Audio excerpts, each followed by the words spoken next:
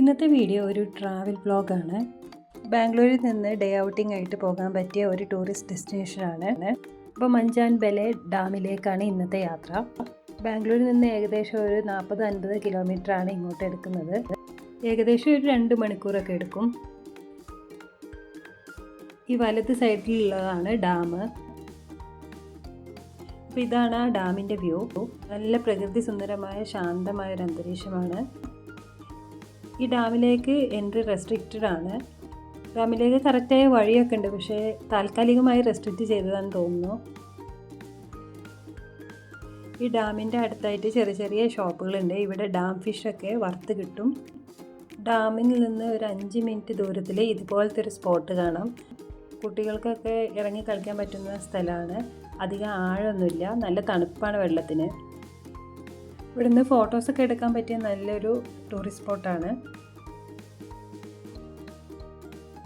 പിന്നെ ഇവിടെ അടുത്തൊന്നും അത്ര നല്ല കടകളൊന്നുമില്ല, അപ്പോൾ സ്നാക്സ് എന്തെങ്കിലും കയ്യിൽ കരുതുന്നത് നന്നായിരിക്കും. ഇവിടുന്ന് ഞങ്ങൾ നേരെ പോകുന്നത് സാവനദുർഗയിലേക്കാണ്. ഇവിടെ നിന്നൊരു 15-20 കിലോമീറ്റർ മാത്രമേ ദൂരമുള്ളൂ. ഞങ്ങൾ ശരിക്കും മഞ്ചാനബലെ ഡാം മാത്രം വിചാരിച്ച് വന്നതാണ്. അപ്പോൾ അത്രയും ദൂരം കണ്ടപ്പോൾ അവിടെയും കൂടെ ഒന്ന് പോയി വിസിറ്റ് ചെയ്യാമെന്ന് വിചാരിച്ചു. സാവനദുർഗ കുറേ പേരൊക്കെ കേട്ടിട്ടുണ്ടാവും, ട്രെക്കിംഗ് ഡെസ്റ്റിനേഷനാണ്. അപ്പോൾ ഇപ്പോൾ ഞങ്ങൾ അവിടെ എത്തിയിട്ടുണ്ട്.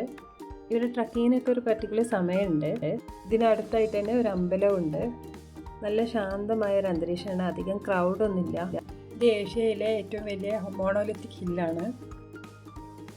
ഇതിൻ്റെ മുകളിലെത്തിക്കഴിഞ്ഞാൽ നല്ല കിടിലൻ വ്യൂ ആയിരിക്കും, പക്ഷേ കുട്ടികളെയൊക്കെ കൊണ്ട് പോകുമ്പോൾ കുറച്ച് ബുദ്ധിമുട്ടാണ്.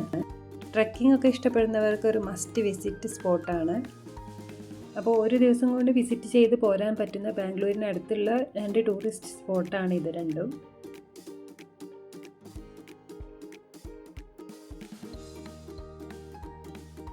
ഇതാണ് അമ്പലം, ഇതാണ് ഇതിൻ്റെ ഫ്രണ്ട് വ്യൂ. ഒരുപാട് ചെറിയ ചെറിയ ഷോപ്സ് ഉണ്ട് ഇവിടെ. എന്തെങ്കിലും സ്നാക്സൊക്കെ കയ്യിൽ കരുതുന്നത് നന്നായിരിക്കും. കുറച്ച് നേരമൊക്കെ അവിടെ സ്പെൻഡ് ചെയ്ത് ഞങ്ങൾ ഇപ്പോൾ മടങ്ങുകയാണ്. വരുന്ന വഴി നല്ല മനോഹരമായ ഓരോ കാഴ്ചകളാണ് കാണാൻ പറ്റിയത്. അധികം കൃഷിസ്ഥലങ്ങളാണ്.